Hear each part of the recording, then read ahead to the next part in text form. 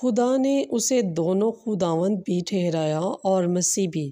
آج کی پہلی تلاوت رسولوں کے اعمال اس کا 2 باب اس کی 14 آیت پھر 36 آیت سے لے کر 41 آیت تک۔ تب پطرس نے ان 11 کے ساتھ کھڑے ہو کر اپنی آواز بلند کی اور ان سے کہا، اے یہودی مردوں اور یروشلم کے سب رہنے والوں، یہ جان لو اور کان لگا کر میری باتیں سنو۔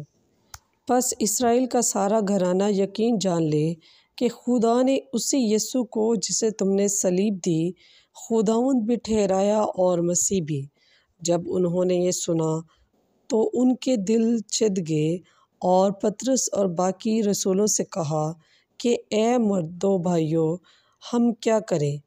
تب پطرس نے ان سے کہا، توبہ کرو اور تم میں سے ہر ایک اپنے گناہوں کی معافی کے لیے یسوع مسیح کے نام پر بپتسمہ لے، تو روح القدس انعام میں پاؤ گے، اس لیے کہ یہ وعدہ تم سے اور تمہارے بچوں سے ہے اور ان سب سے جو دور کے ہیں اور جنہیں خداوند ہمارا خدا اپنے پاس بلائے گا۔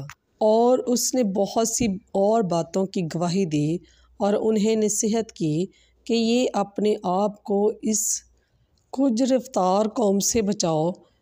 پس جنہوں نے اس کی بات قبول کی انہوں نے بپتسمہ پایا اور اسی روز تقریباً 3000 آدمی ان میں مل گئے۔